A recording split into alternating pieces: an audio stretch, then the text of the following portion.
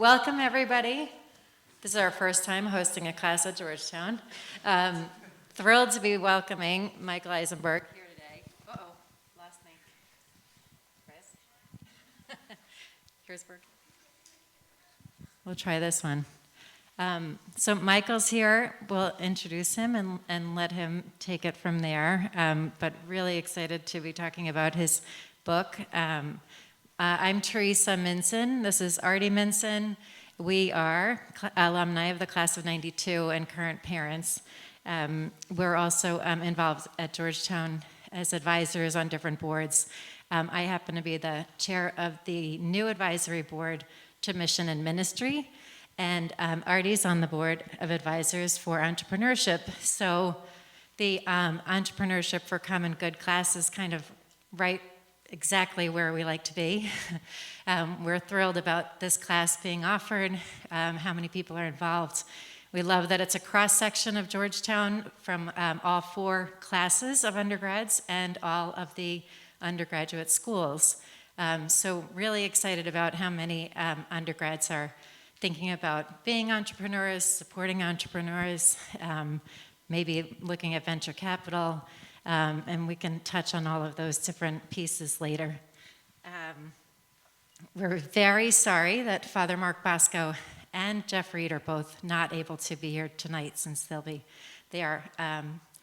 would have loved this, this cross section here. But everyone gets an A in the class. That's what I've decided. So we did prep Michael at lunch today. We had a very nice lunch with representatives from the MSB and from Mission and Ministry, and we filled him in on the interfaith focus at Georgetown, and he was excited to hear that all of you either have or will have taken 2 theology classes by the time you graduate. We explained to the best of our ability what problem of God is, and he was just happy to hear that that's a normal dialogue at Georgetown. So Michael's book, Artie and Michael became friendly through work when WeWork was in its infancy, and they've become really close friends since then. Artie and I now work professionally with some startups, and Michael's been a great resource. We love to compare trends and new companies and new ideas whenever he and Artie get on the phone. So we're really excited to see him in person and here at a place that's so important to us. So with that, we're going to let you talk about you and your book. The book is about the book of Genesis, the lessons that we take from that, which is, as a reminder, that Judeo-Christianity crossover in the book of Genesis, the beginning of their Torah, and the Catholic Christian Old Testament.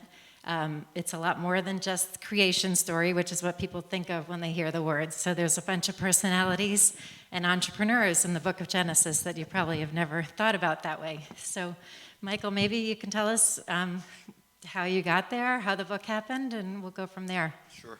Thank you for having me. I feel like a little bit like a third wheel up here. We sit too close. Yeah, it's okay. It's great to be here. I've been looking forward to this for actually a long time. Jeff Reid and I had lunch together in D.C., I guess, a couple of months ago, and hatched this idea, and just really thrilled to be here at Georgetown and with you in this entrepreneurship class. So a couple words about me. Even though I live in Israel, as you hear from my accent, I'm not originally from there.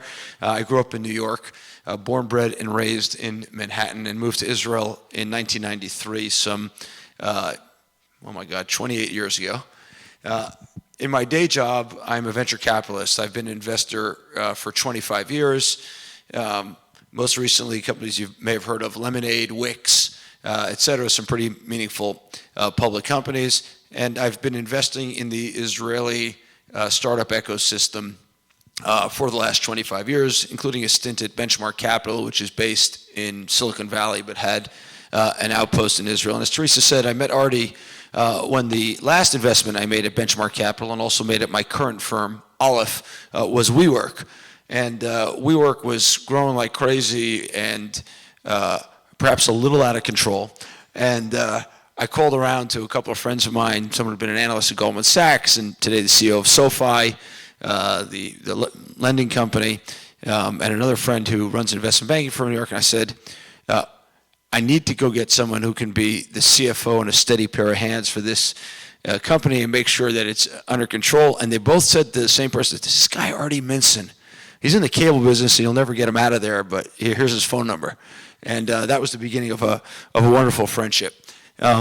So as I said, my day job is to invest, and my hobby is to write books at the intersection of the Bible, particularly the Torah, the Old Testament, and economics and business and the modern state of technology. I've written so far 4 volumes in Hebrew. The 4th volume is coming out in Hebrew in May, and this one came out in English on the book of Genesis. And what I did was I took a modern economic lens, and we're all aware of the challenges that we seem to be having both with innovation and the economy today, and I'll dive more into that, and showed that nothing's changed. When I launched the book first in Hebrew, a rabbi who was looking at it said, the only thing I learned most from the book is that nothing's changed in 3,000 or 4,000 years. People are people. Economic challenges of regulation, empowerment, negotiation, and innovation were present then. And I'll use one story from the book to illustrate it. So if I asked you, who's Noah? What would you say? Who's Noah? Yeah, Noah. He built an ark, right? And that's part of the story of Noah. But before Noah built an ark, Noah invented the plow. This appears in the commentaries on the Bible, but it's pretty obvious when you read the verses. So in 5 generations, 5 generations before Noah, there was a man named Jared.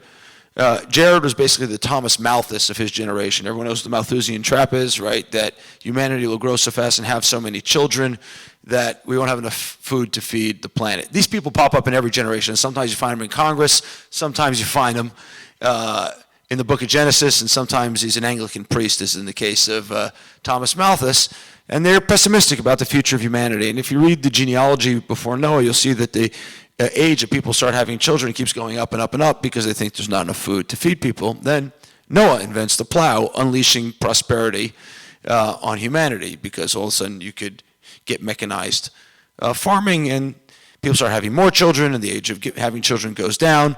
But humanity destroys itself because of Noah's innovation. It unleashes unbelievable prosperity, but also licentious behavior and abuse of women and other things. And God decides he needs to destroy the world with the flood, which leads to the story we all know about Noah and the ark. But after the flood, there's a second story about Noah, and he invents something else. Anyone know what he invents? So he did the plow, then he built the ark, and then he invents something else. It's right there in the verses, by the way. It's like not. He invents fermentation and wine, right? He plants a vineyard and makes wine. And wine, very important to point out, is actually the water of the ancients. It was really hard to keep water pure and drinkable in old times, so people drank wine. That's what they did. And it was clean water because alcohol is clean. So Noah plants a vineyard, he makes wine, and then he gets drunk in his tent and is abused by his youngest son. And we have a pattern here. The pattern is Noah invents the plow, and Noah invents fermentation or wine or chemistry. And the innovation goes sideways. Humanity destroys itself. In the second case, he destroys himself and his family. And this is, I think, a chilling story about what happens when we have innovation without an ethical framework around it. And the same thing was true of Alfred Nobel. Everyone knows about the Nobel Peace Prize, right? And the Nobel Prize in Economics. So why did Alfred Nobel found the Nobel Peace Prize? Does anyone know? He invented dynamite, and he thought it was going to be great for boring tunnels and mountains and creating railroads, except it started blowing people up and killing people. Another case where we had innovation that we didn't have an ethical framework around, and so it leads to problems. And by the way, just like Noah found himself after inventing wine in melancholy in his tent, Alfred Nobel dies in Italy in melancholy because of his innovation. Innovation requires ethical framework. And just to finish this out, The takeaway is we got artificial intelligence, CRISPR, gain-of-function virus research. Everyone knows what that is now after COVID. Being funded, but with no ethical frameworks around them. And we need to find kind of timeless values of ethical frameworks. Otherwise, we actually have not just human destruction, but economic destruction as well. And I think that's kind of one of the pointed stories. And then throughout the book, I deal with other issues related to that. That's amazing. In the book, you talk a lot about trust and how it is, as you said, nothing's really changed in 3,000 or 4,000 years, but how, trust was so central to either how, economies were driven, how people were perceived. And I'm just interested, as you think about, from a venture capital standpoint, you evaluate, the lens at which you evaluate companies, where is trust in that overall sort of framework?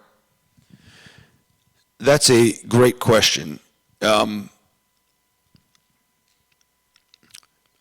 going to address it in a reverse manner.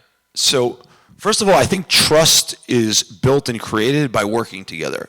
It's hard to trust somebody until you go through hard work, crisis, sweating together. We did a lot of that. And we normally say, if I trust you, I'll work with you. In fact, it's the inverse. If I work with you, I will then trust you. So we need to have many interactions and working opportunities and sweating opportunities. You see this like in the military also. You have a military squadron, they carry a stretcher together, they sweat together. It works. You work on a farm together, you sweat together, people do it. You're in a all-night hackathon. By working together, we build trust. And so I think that is a core tenet of it. The hard part is when you're a venture capitalist and you run an entrepreneur for the first time and you haven't worked together and you have no shared endeavor, how do you figure out if you can trust the person?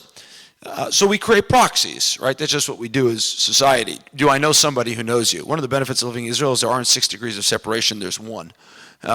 Small country, and that helps you kind of proxy for trust. And we have other proxies for trust. Transparency in financials is a proxy for trust.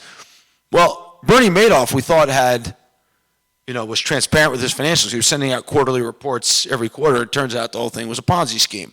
So these are proxies, they're not trust. And it's important in building trust to understand what is real and what is a proxy for trust. Regulation, for what it's worth, is a proxy or an attempt at a proxy for trust. It doesn't actually create trust. And I'll add one layer on top of that. One of the interesting things about Bitcoin, I had this back and forth Twitter thing with Mark Andreessen years ago on this topic. One of the things about Bitcoin and blockchain is it a trust system because it has transparency, or is it a trustless system, meaning it doesn't need trust because everything is coded into the blockchain? And I think that's an interesting question for business and technology as we go forward. Are we engendering more trust, or are we reducing the need for trust by virtue of trustless technological digital execution systems? In Israel, they've had incredible success. They're known as the startup nation. And one of the things working with Israelis that has been really interesting to me is, the requirement to spend time in the military together. And you talked about trust in that context. There's nothing like, literally being in a foxhole or, a night march with someone. What are the other characteristics that you think make Israel so successful as a place for startups to be birthed?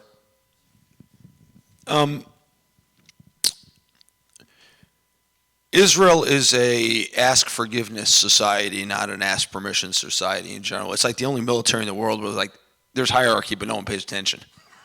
You're kind of encouraged to do things. And the other thing is, so you're in college here. You can go home for the weekend. If you're in the military, you can't go home for the weekend. So you therefore need to devolve responsibility for things that college students do onto high school kids. So you give high school kids a lot more responsibility than you would in any other society, and I think that's a second one.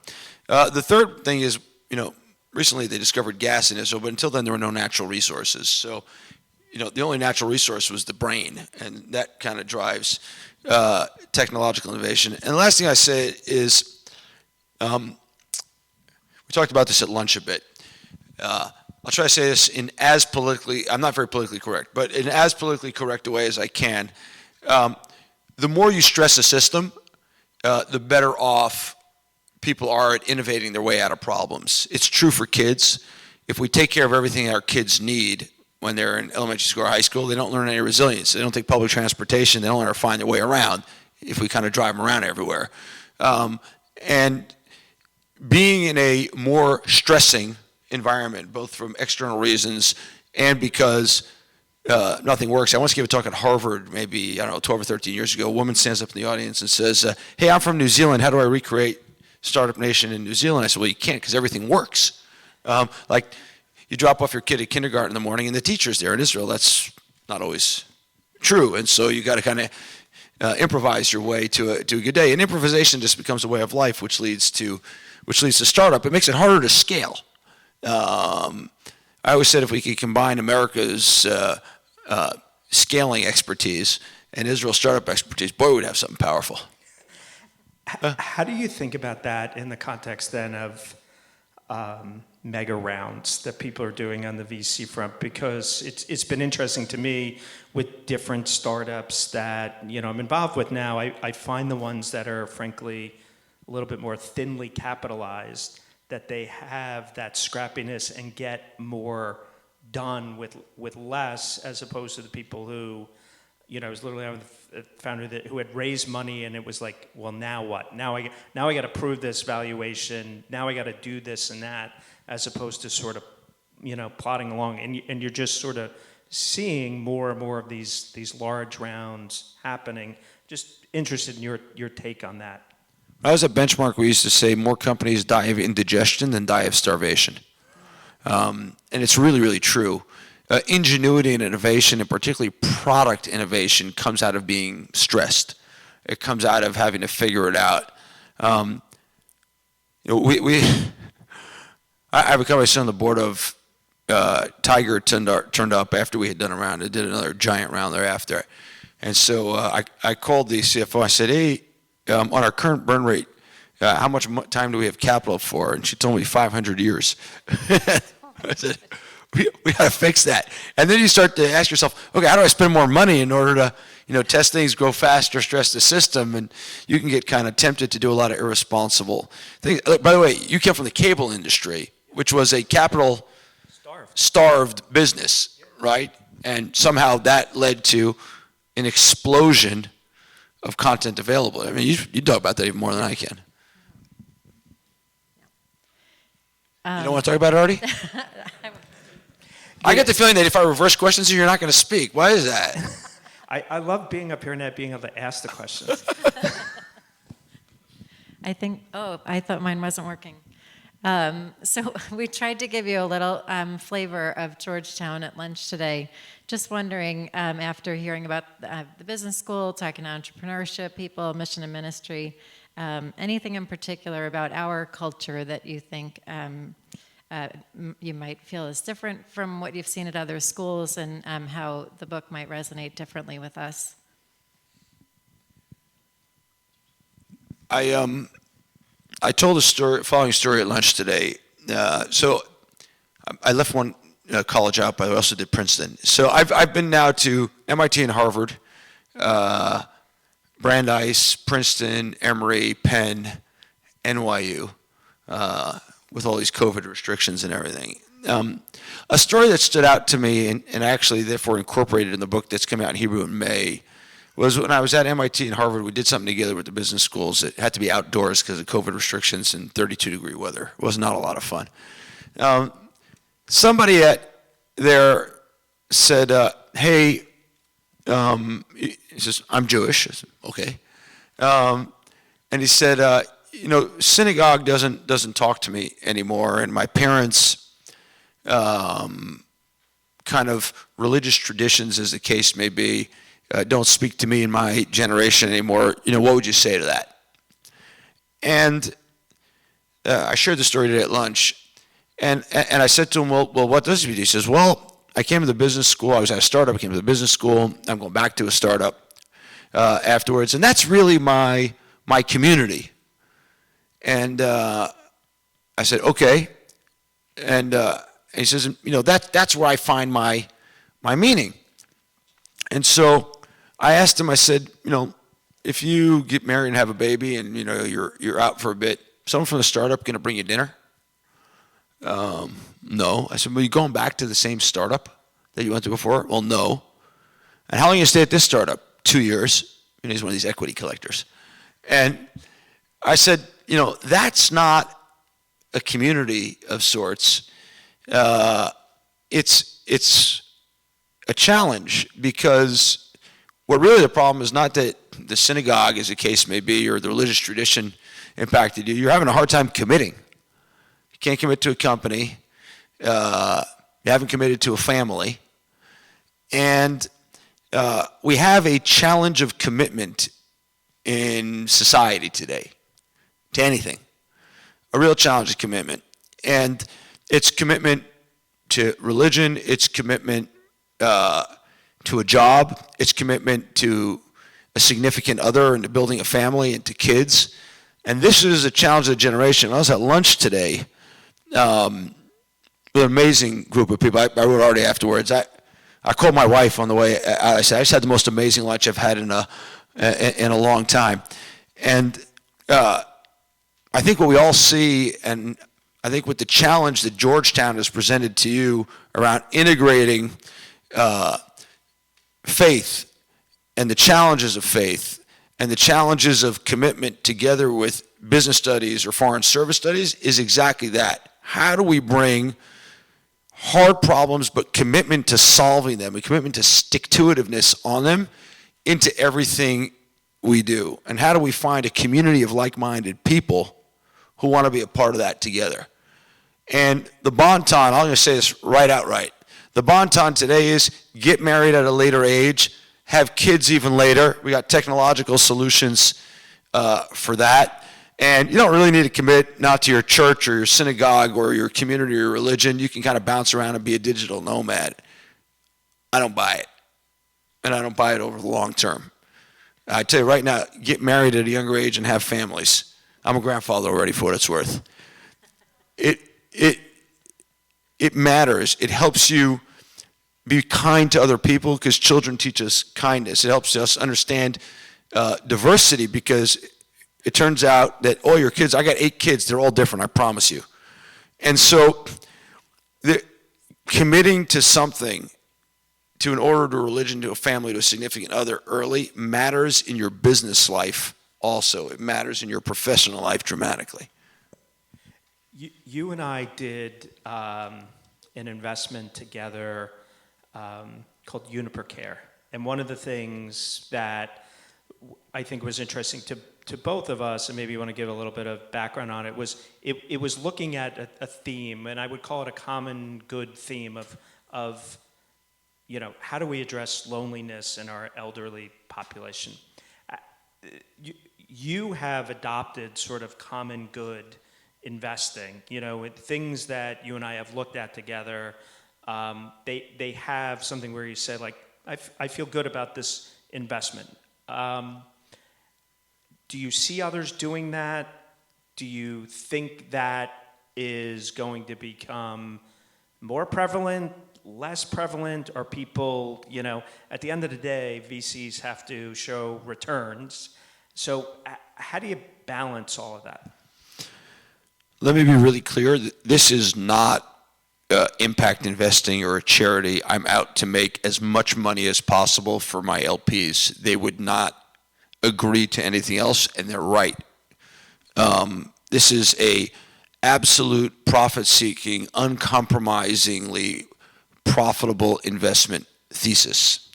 It is, however, my thesis that what you refer to as common good, what I prefer to call long-term aligned principles, which are the heart of products and business, lead to better outcomes in the 21st century. Profitable outcomes in the 21st century. And so I'll give you a couple examples. I'll come back to Uniper in a second. So Lemonade, who's heard of Lemonade Insurance? Only a few people. So Lemonade's the fastest growing insurance company in the world. I introduced the two founders and was the first investor. The insurance business, generally, State Farm, Geico, you name it, Allstate, is the most conflicted business model on the planet.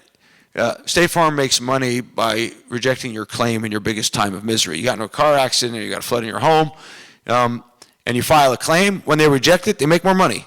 It's just like that, because the way insurance companies make money is they invest your money while they're holding it, but also it's, how little they lose or defrauded along the way is the profit pool at the end. It's called the combined ratio. And so that's a fundamentally misaligned model. I should not want to make more money when you have more misery. And so Lemonade came to a couple things. One is they used technology, AI, and data, and said, we're going to cut out the brokers and go with an app. That's super helpful. Why? Because a broker is incentivized to sell a policy, not provide the insurance company with all the relevant data. But if I have a direct relationship with you, we can find out a lot more, and therefore underwriting is better and loss ratio goes down. Two, they said, we're going to take a flat fee, 25% of the premiums. That's what we get. Doesn't matter if we reject your claim, accept your claim, we're going to get the same amount of money from you for doing this. And leftover premiums will go to charity.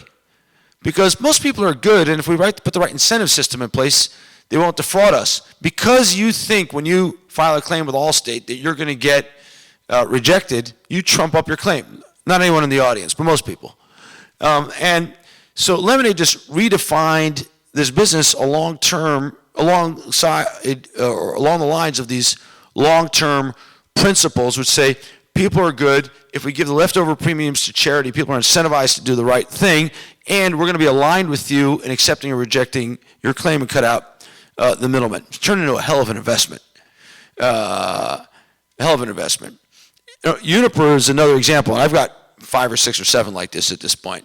So Uniper came and said, COVID has shown us that people aging in nursing homes is probably not a good idea. That's number one. Number two, people are really lonely. And when people didn't go to visit them, it wasn't that they were lonely because people didn't visit them because of COVID. We exposed that as a society, we've left old people alone, which is terrible. So they said, how do we engineer a technological solution that will let people age at home with dignity and create a social network for them in a way that they can access and builds on their interests and connects them to old friends. And this thing's gotten great traction. It's really, Artie knows regulated industries better than I do. It's really, really hard to execute on. Jury's out as to whether it will be successful. But the sucking sound from the market is stunning. Everyone wants it. And it's super aligned. And the nursing home business is just not aligned. You take the government money to coop people up, for lack of a better term. And this enables people to age at home with dignity. And I'll give you one more example because I think it's really relevant. So we talk a lot about student debt. We don't talk a lot about how many individual consumers are in debt, in overdraft in their bank or their credit cards or whatever. Turns out that the best customer for a bank is somebody who borrows money and defaults on some payments and then ultimately pays it back. You got some fees, some penalties, some extra interest, and then they make a lot more money. That's obviously not terribly aligned. And they're incentivized to sell you credit. All day, take more credit, buy some more stuff, buy some more Christmas presents, or take a cruise, everything you ever dreamed of. And then people get into debt and they develop scarcity mindset. Scarcity mindset is when I'm running around the hamster wheel trying to figure out how I cover my debts. And that causes us to make really, really bad decisions. If you're in debt, it causes you to make bad decisions.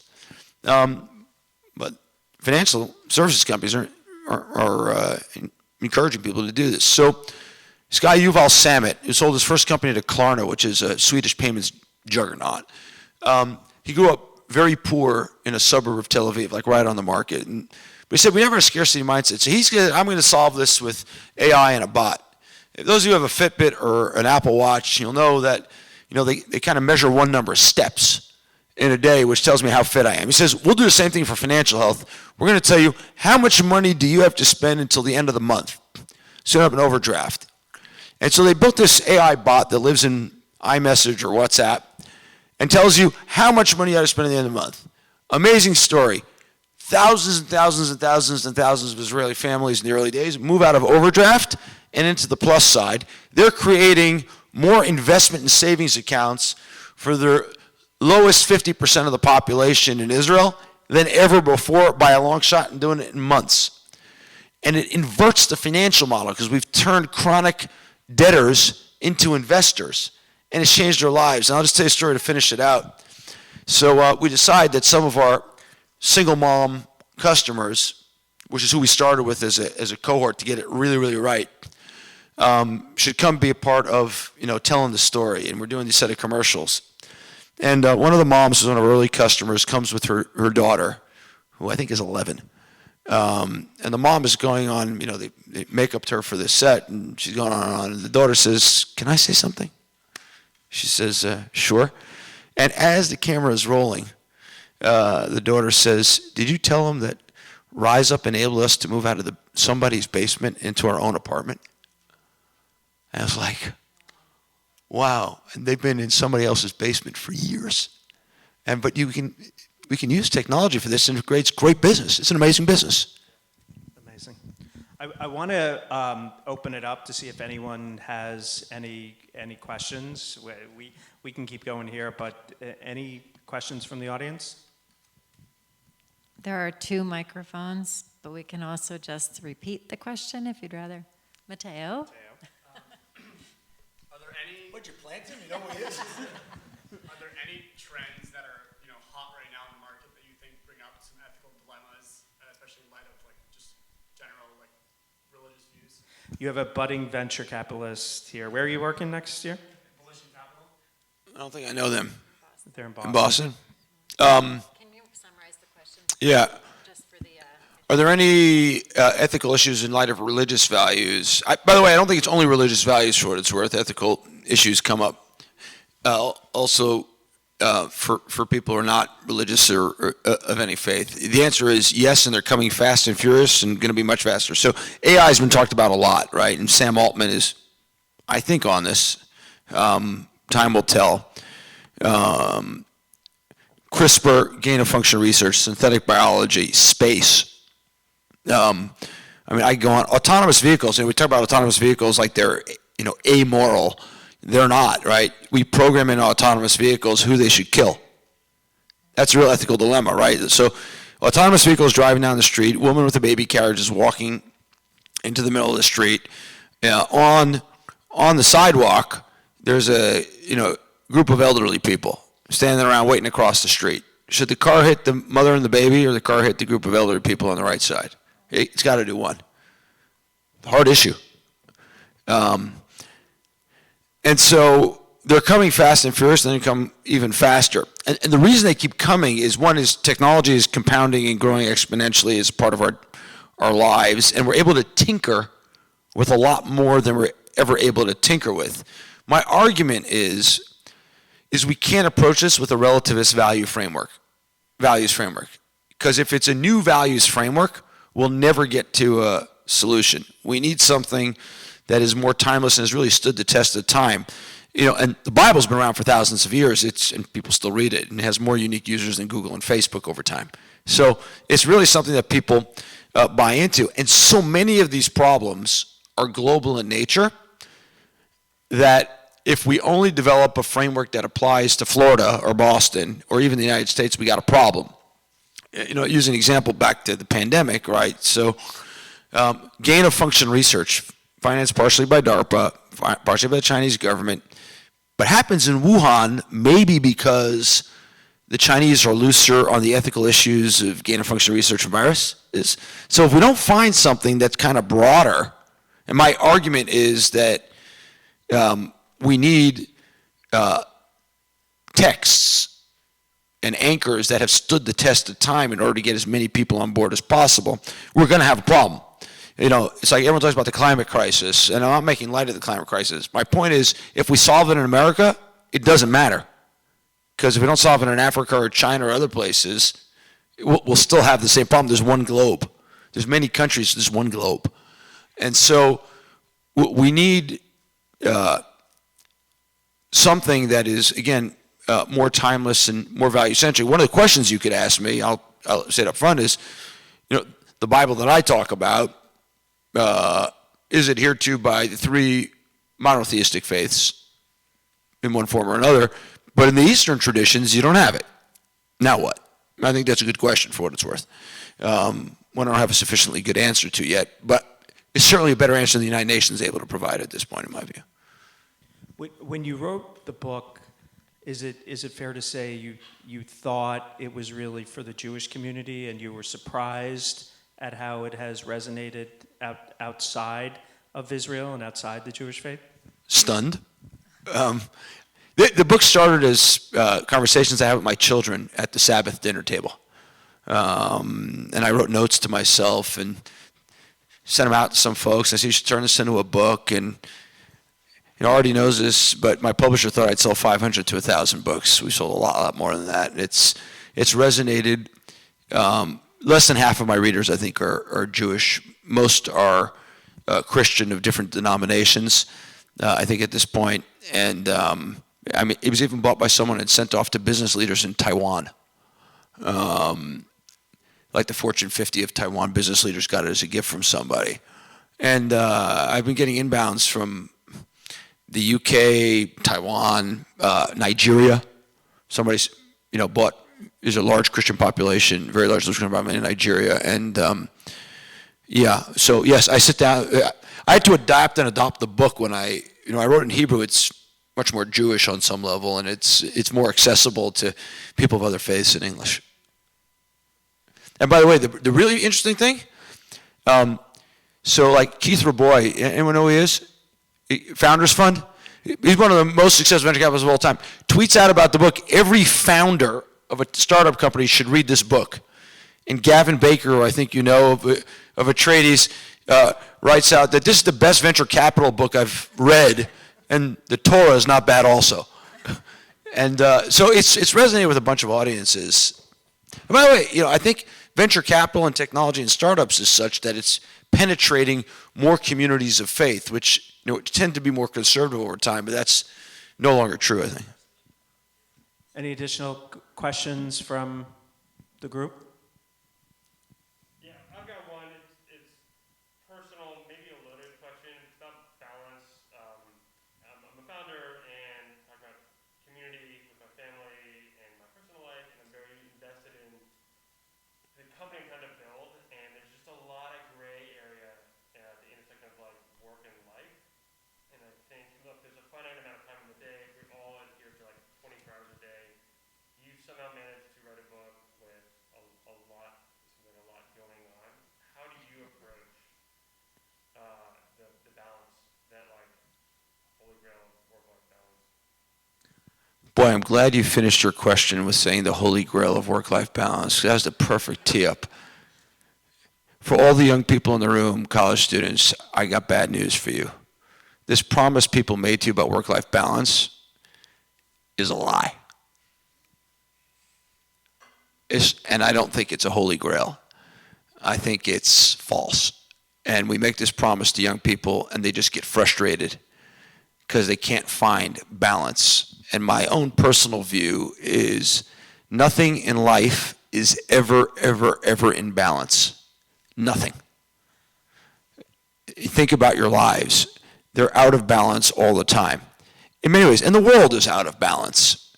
If it isn't Afghanistan, it's Ukraine. If it isn't, the right is to left. Nothing's in balance. Life is uncertain and out of balance at all times, and we need to stop promising this to kids. What we can do is understand that there are trade-offs. I tell my own children, you can only have one thing at the top of your priority list at any point in time. And so you try to be the best father, I'm certain. You try to be the best CEO, I'm certain. You try to be the best community member, I'm certain. And we fail. And some days we fail at being a good father. Some days we fail at being a good spouse. Some days we fail at being a good CEO. And it can make us feel crappy. But it's a fact of life. And everything is a trade-off. There is never perfect balance. There isn't even semi-perfect balance. And I think it's helpful in life to lose this notion. And it will be helpful to your careers to lose this notion. Because instead of feeling bad about being at the office late one night, embrace it and say, I made a decision that right now, or for the next 2 weeks, I got to commit myself to this. And because of that, you'll have a conversation with your spouse or your significant other and say, I got to commit to this right now. Let's figure out how we work this out. Or, you know, my wife went and got her master's between our third and fourth child. And so I was working in Jerusalem at the time. I had to go a lot to Tel Aviv. But my wife gets tired when she's pregnant. And she's pregnant with our fourth child. And so at 12 o'clock in the afternoon, I went and picked up the kids from morning kindergarten. So the kindergarten is separated into morning and afternoon. Then picked up my wife from her master's, took her home so she could sleep. Dropped off the kids at the afternoon kindergarten, went back, picked up my wife and dropped off. And only at 2 o'clock did I go to Tel Aviv for meetings for the day, because that was how it worked out. And was it perfect at work? It wasn't. Far, far from it. But it was a trade-off I made. It was way out of balance and, you know, candidly, probably negatively impacted my work, but it was a decision I made. And so what I can tell you is, you know, I get up early in the morning to write my books. I try not to have it impact my children. It does. You know, it'd be a lie to say it doesn't. I decided it was important and had a conversation with them about it. So deciding that everything is a trade-off forces us to have a conversation with ourselves and those that love us and our communities and our employers and everybody in between. Look, when Artie and I were in the trenches on WeWork, Theresa bore the brunt, and my wife Yaffa bore the brunt. These were long days and long nights, and I'm certain we all had conversations about it. And I beg of you, do not seek out work-life balance.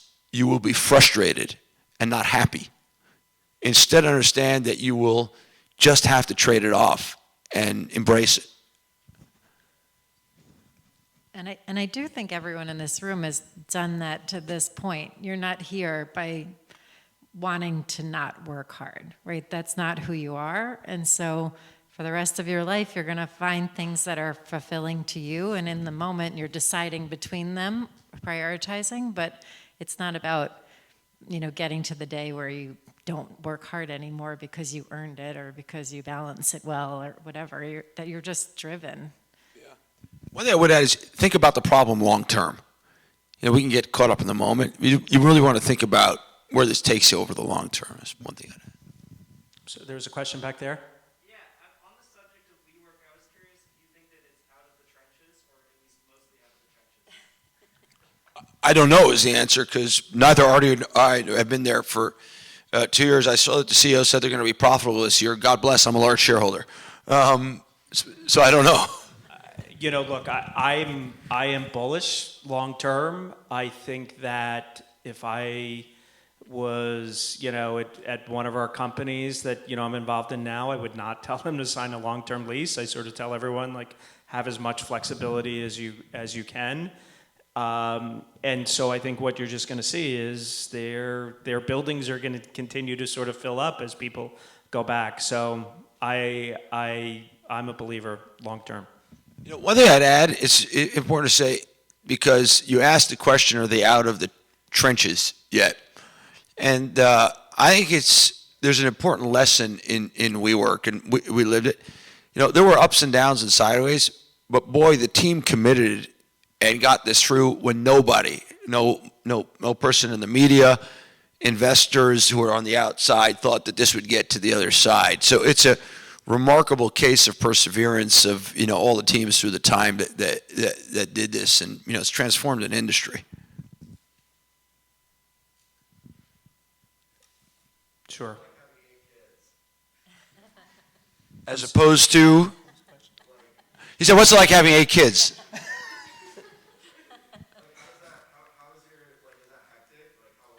No, it's totally calm all day. When they go to sleep, which they don't.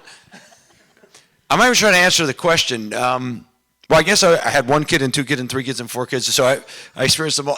You know, the answer is it's amazing.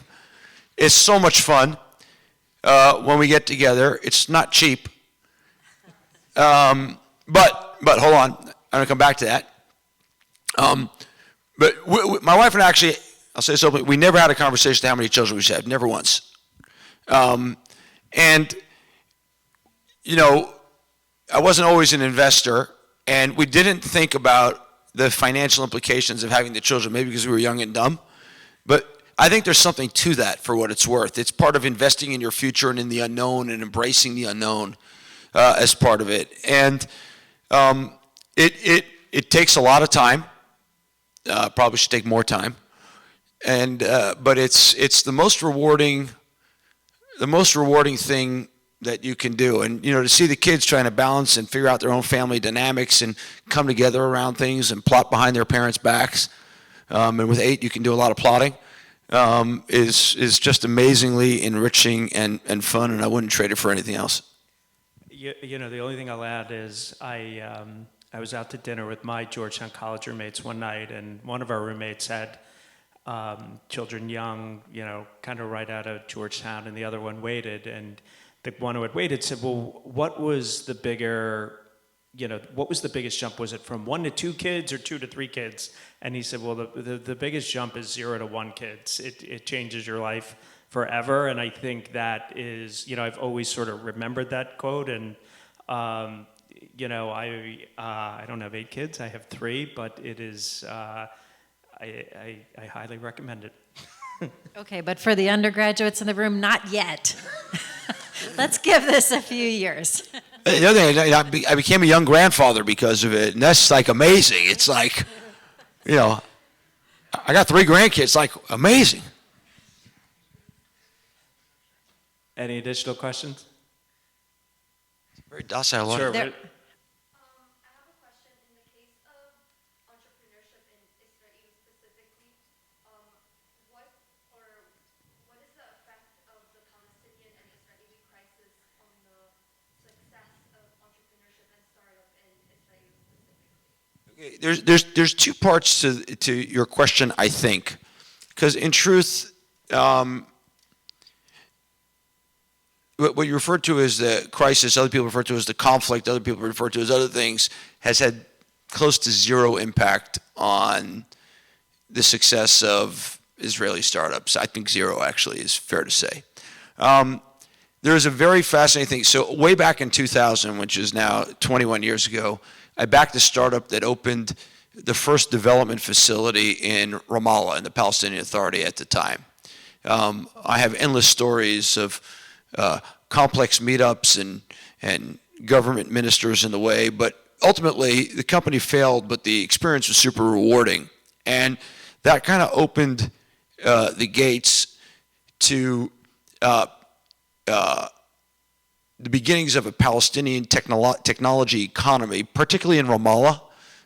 All this stuff comes around cities, like it's Tel Aviv and Israel and New York and San Francisco. It's not really countries. And so Ramallah is where most of it's at. And now you have a bunch of Israeli companies that operated or operate development facilities in Ramallah. And now a startup economy is starting to emerge from there. And I have a friend, actually just got an email from him on the way here, named Saeed Nashef, together with another friend of mine, Yadin Kaufman, who started a fund that kind of crosses the lines and invests in businesses there. And I think we'll start to see more and more startups coming out of Ramallah in particular now that will get funded. The other thing that's been going on, so Israel, and most people don't know this, but Israel's population is 20% Arab. 20% of citizenry is Arab. And for years, there was almost no entrepreneurship out of the Arab sector in Israel. A lot of this is cultural. But now in the last 3 or 4 years, we're seeing an absolute explosion of entrepreneurship out of Israel's Arab sector. And I've seen 2 deals in the last 2 weeks coming out of there, and they opened an accelerator called Hasub, a guy named Rabia and a guy named Hassan Abu Shali, who works at this company, Rise Up, of ours. And I think we'll just see more and more of that as time goes on now. It's starting to be. And with the Abraham Accords, there's also more money coming into the country that's, I think, interested in those initiatives. So I expect that to grow. Any additional questions? I get to ask you one? Sure. I just wanted to point out, on your way out, there are books at the door. You're welcome to take them if you are going to read them. If you're not going to read them, just keep walking. Leave them for someone else. But yeah, we really appreciate everyone being here. Yeah, I want to ask you 2 questions, Artie. Sure. How was transitioning from a big cable company in a regulated industry to going into the startup world, which you're now still in this many years later? Yeah, it was interesting. And my job before cable was AOL, which was just an ugly public company turnaround. I think the first quarter I was the CFO at AOL. Our revenue was down 30% year over year. So I described sort of the AOL job, the cable job, and the WeWork job as the AOL job was the ugliest house in a pretty neighborhood. And we were in the digital neighborhood, but we were like the Munsters house. And Nobody here knows what the Munsters No one here knows who the Munsters are, like whenever that. But we fixed it up, we cleaned it up, we got the company growing, and that was an amazing experience. And I always say everyone should do a turnaround once. Don't do it twice, do it once, you will learn a ton. Time Warner Cable was like your classic pretty house on pretty street. Like really don't mess it up. Make sure like the house gets painted, the garden gets kept, but like your job is really maintain the front lawn and make sure it's nice. WeWork was like, yeah, there's some lumber over there, there's some bricks, you gotta go build a house and good luck. And the interesting thing for me was finding people, you find people in life who either know what the future should look like and know what this thing should look like when it is scaled, or know how to get something from like 0 to 30 million or 40 million or 50 million. Finding people who could actually work with us to build the house was the most challenging thing we did. And when I got there, we were doing probably about 100 million in revenue. 95% of that was in the US. And 4.5 years later, for all the craziness, we had built a global brand that was in 40 countries and doing, 4 billion plus in revenue. And you can only get there, as Michael said, by having, we had some pretty amazing people there who helped us build the house. So we started with kind of my biblical faith journey. Georgetown is a Catholic university, although multi-faith from day one. How has your own faith journey influenced your business career? You can answer too, Theresa. You go first. All the questions you ever wanted to ask your parents, you never asked them, right? Look, for me, it's always been about, I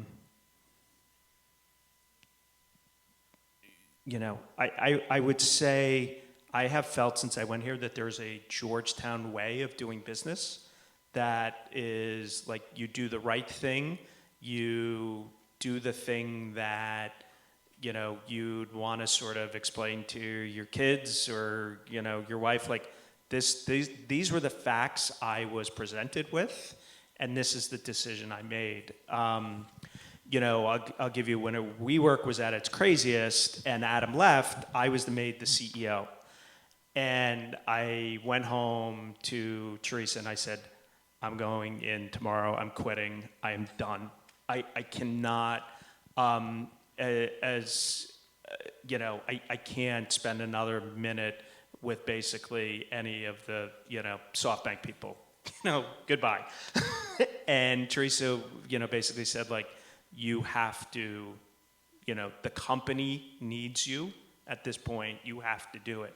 And we went in and I stayed in that job for like 8 months, and they were the 8 worst months of my career. But I honestly, we wouldn't be probably having the conversation if myself, Sebastian Gunningham, Jen Barrett, and others stayed and sort of got us through to the other side and then passed the baton to Sandeep, who's done an incredible job. So there are times when you have to do things that, and going back to sort of your trade-offs, the easiest thing would have been like the alarm clock went off and I hit snooze and said, someone else is going to handle it. It was, and I did that because I felt it was, we had so many employees, it was the right thing to do for them. It wasn't the right thing to do for me to stay, but, for the greater good, I sort of said, okay, I'm gonna suck this up. Yeah, I think along the same lines, I feel like, and touching back on a lot of things we started with, I think, you leave Georgetown and you learn to work hard here, but to prioritize, to make those trade-offs that are really hard. And I think your faith, your family, trusting your gut, all of those things come from a place of faith and values and doing the right thing one day at a time and feeling your way through. We wish all of the entrepreneurs of the future and the managers, that's a really important word in the book that we didn't get to talk about, but I love that reference if we want to talk about it another time. And the venture capitalists, all of you, luck in finding your way and bringing Georgetown out there. Yeah, thanks for having me. This was Thank fun. you. Thank you. We have a gift for Michael. Oh, We we do. do. Michael, you gave us a lot of books, so we brought one for you, which is our famous coach. Oh, yeah. That's our faith. With the towel. John Thompson. And a shirt Oh. to remember us by. That we're proudly. I'll tell you. Someone asked about 8 kids. One of the things you have to know about 8 kids, my youngest daughter, so various colleges I went to, most of them gave me some shirt or a sweatshirt. My daughter, youngest daughter, has a collection of college sweatshirts from all these places. She steals them as soon as they Make sure walk in. Georgetown's on her list.